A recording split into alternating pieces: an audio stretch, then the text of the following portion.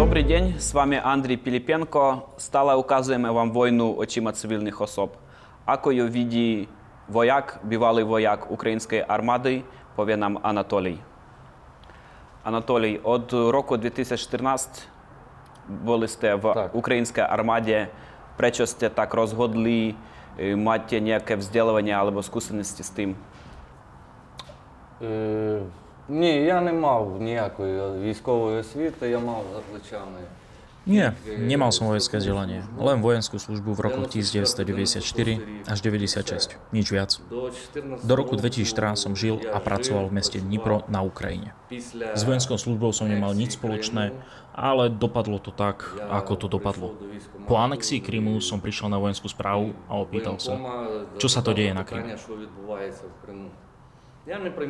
Úprimne poviem, že Majdanu som sa nezúčastnil, ale to neznamená, že som mal nejaké ilúzie alebo lásku k proruskej strane regiónov, ktorá bola pri moci od šéfa dedinskej rady až po vládu nad celou krajinou.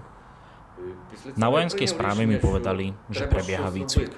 Rozhodol som sa, že treba niečo robiť, lebo ak nič nespravím, tak utrpia slušní ľudia. Zhromaždili sme sa tam, väčšina mužov mala nad 30 rokov. Išlo o ľudí s rodinami, s prácou, ktorí v živote niečo dokázali, ale pochopili, ako táto situácia môže ohroziť budúcnosť. 25. septembra 2014 sme sa zbalili a odišli na výcvik. Tam nás prijal miestny dôstojník. Hneď povedal, že sme sem prišli z nejakého dôvodu, že budeme plniť úlohy, aké sme videli v kine, len to nebude film. Kto je na tento životný zrad pripravený, postaví sa naľavo. Kto nie je pripravený, postaví sa napravo. Tých potom odvezú späť domov. Nikto nikoho nebude nútiť a presviečať.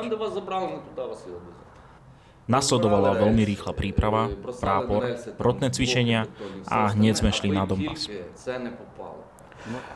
Можу спитати, як думаєте, чому вони так робили? Це дуже логічне питання. Чому вони так робили? Veľmi logická otázka. Prečo to urobili? Podľa mňa sú to všetko dôsledky informačnej vojny. Toto je tzv. Doktrína ruského generála Gerasimova.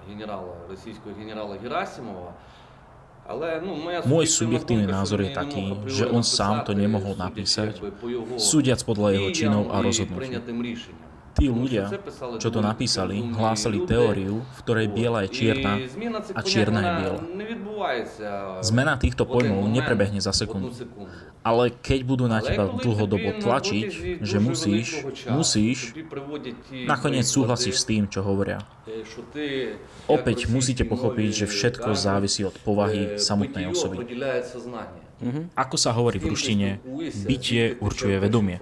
S kým komunikuješ, odkiaľ čerpáš informácie, aké zdroje používaš, aké máš vzdelanie. Ide o rôzne veci. Ak ide o dospelého človeka, pri komunikácii s rôznymi ľuďmi zbiera subjektívne názory rôznych ľudí a integruje ich do svojho už objektívneho pohľadu. Toto sa deje roky. Takže môžem povedať, že to було плановано задовго до 2014. А це не може, тут при любих розкладах, якщо добре подумати... V každom prípade je nutné nemyslieť zaujato. Nie preto, že som Ukrajinec a že milujem a bránim svoju krajinu. Ale jednoducho, logicky, to môže byť ktokoľvek. Slovák, Nemec, to je jedno. Це може бути Словак, Німець, неважно, неваді хто, але... Ale pomyslíte na to, že Krymský poloostrov je obrovské územie. Nie je tak husto osídlené, ako si ľudia myslia. Ľudia tam žijú v špecifických oblastiach, blízko pobrežia Čierneho mora a trochu v lesnej stepi. Zrazu tam vstúpia tzv. Slušní ľudia a po 9 dňoch usporiadajú referendum. Ako sa to dá fyzicky zvládnuť za 9 dní? Jak fyzično to отак от, a my prišli do vás. Dokonca aj s prihliadnutím na počet vojakov, ale aj na väčšie percento ľudí, ktorí podporili vstup ruskej armády. Počet vojakov na Kryme bol približne 300. a z nich 200 ich podporovalo.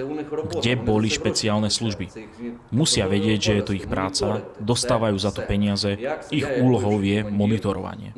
Ja, ako bývalý veliteľ malej, potom väčšej jednotky, vám vysvetľujem, ako sa to deje na Ukrajine. Potrebujem vedieť, s kým môj podriadený odpočíva, pije, je, ako sa má jeho rodina. Prečo? Pretože je ozbrojený. Nemôžem vedieť, čo má v hlave, ale musím o ňom niečo vedieť. Som zodpovedný, je to moja oficiálna úloha. Що є найтяжче при вояка на війні? Що є найскладніше і найважливіше з іншого боку? Я дам вам відповідь. Саме найтяжче. Najtežšie je, že žiadny psychológ nedokáže bežného človeka pripraviť na to, čo zažije v bojových podmienkach. To je nemožné. Odkedy je človek urbanizovaný, od čias prvých vojen sa zmenil samotný boj, ale aj ľudské telo. Ľudia spohodlneli a nie sme na to zvyknutí. Keď bojuješ, tvoj tím sa stane tvojim bratstvom. Jete z jedného taniera, spíte objímajúca, aby ste nezamrzli, keďže spíte na betóne pri minus 30 stupňoch. Dostávate rovnaké údery, rovnaké otrasy mozgu, bojíte sa jeden od druhého, pretože viete, že ak on zomrie, ja tiež neprežijem.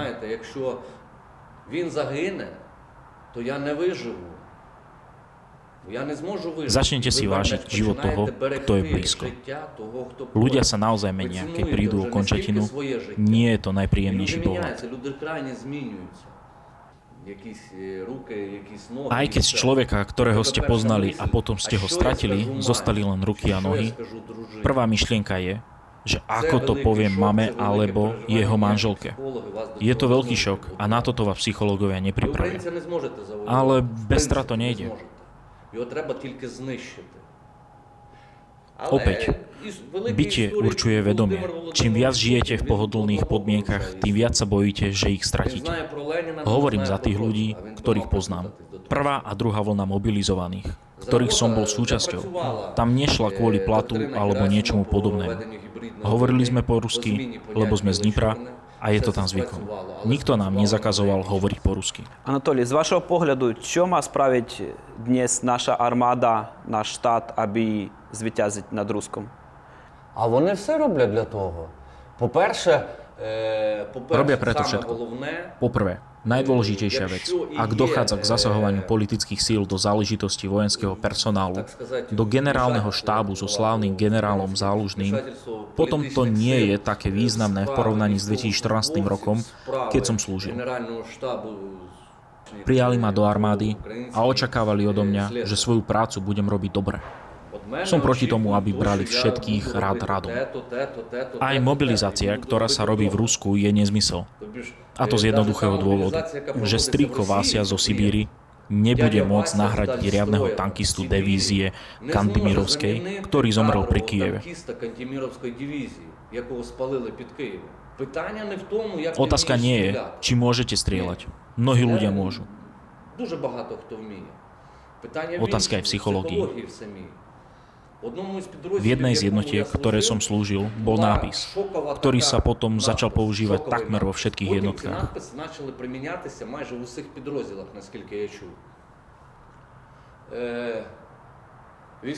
Vojak, pamätaj, že len smrť ťa oslobodí od nesplnenia bojovej úlohy.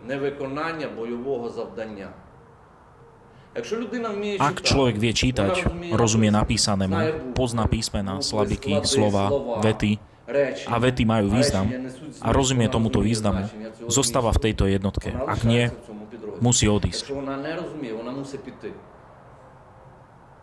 Ale čo je najdôležitejšie, je veľmi ľahké zomrieť vo vojne, ale je veľmi ťažké zostať nažive a to je problém. Veľmi veľký, ale dá sa vyriešiť. Každý sa bojí. Úplne všetkého. Neexistuje človek, ktorý by sa nebal. Ako raz niekto povedal, človek, ktorý hovorí, že sa ničoho nebojí, nič nevidel, alebo má chorú hlavu. Každý sa bojí. A ja som mal túto otázku a jeden z veliteľov mi poradil. Musíte prekonať svoj strach a držať ho tu. Nevystrkovať sa, neutekať v agónii. Je to pre každého strašidelné, ale musíte to dokázať a ovládať sa. Але ви вмієте то робити. Але то треба мати контроль. Тому що коли ти Pretože keď preskočíte na inú líniu, začne sa vám to páčiť ako gamblerom, alkoholikom alebo narkomanom. Наркомани. Syn mojej manželky teraz plní bojové misie. У нас окремі діти, ну, в неї є син. Він Veľmi sa o часто neho виконує bojíme. бойові завдання там. Да, ми хвилюємося, Počúva, čo да, ми hovorím дуже хвилюємося. a ďakujem Bohu, s istotou Але viem, він слухає, že він prekonal слухає, túto що я úroveň. говорю. Ak nezomrel pri prvých dvoch bojových výstupoch, teraz môžete dúfať nehodu alebo uvoľnenie. Wiemy, że na Ukrainie mamy stan prawa, to znamená, że zakaz przekroczyć granicę Примужов. Ako ste dostali na Slovensko? Дуже просто на законних підставах. Нічого складного.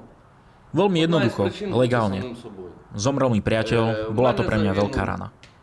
Podpísal som zmluvu, odišiel na pol roka, našiel som si prácu a vrátil som sa.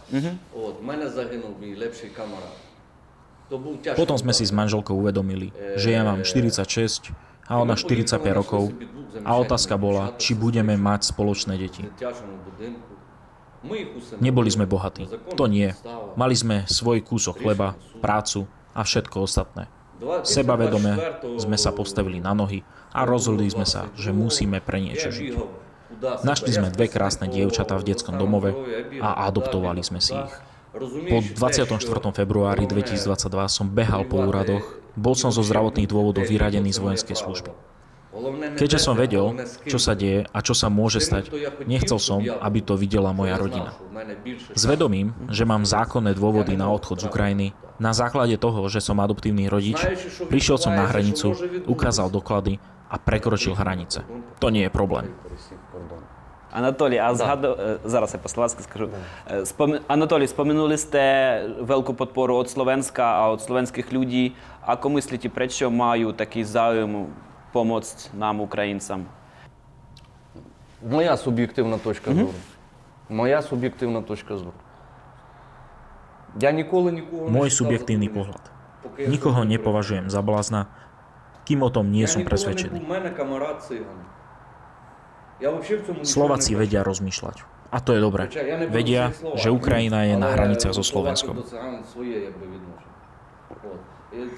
Plus vedia, že ich armáda má len 13 000 vojakov. Dokonale rozumejú jednej veci.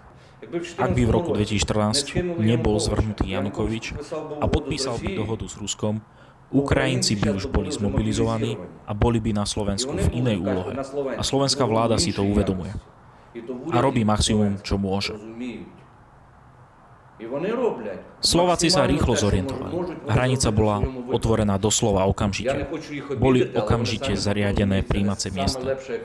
Urobili doklad utečenca a teraz chápem, že ani oni neboli pripravení. Teraz je systém už zavedený. Ukrajina má od toho veľmi ďaleko. Verte mi, hurá patrioti z roku 2014 museli opustiť armádu do 2019 roku. Ostali len jednotlivci. Poznám veľa ľudí, s ktorými som v tých rokoch bojoval, teraz sú všetci v zahraničí a už sa nevrátia. Čo cíti obyčajný Slovák? S-300 stojí veľa peňazí a vy ste ho dali Ukrajine. Obyčajný Slovák si hovorí, a kde je náhrada? Na čo potrebujeme Patriot? Veď máme S-300.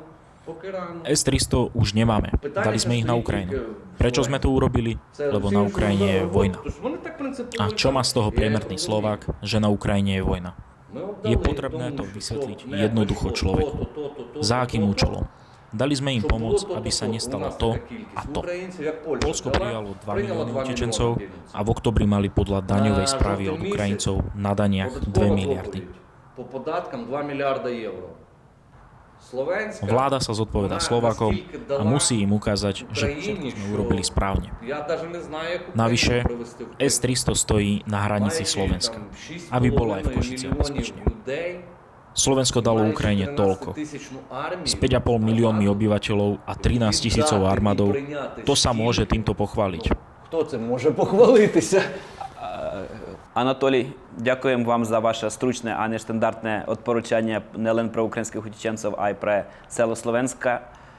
На будуце можете видеть прибіг Наталії, яка утекла з Маріуполя. Дякуємо. До відання. До widzenia.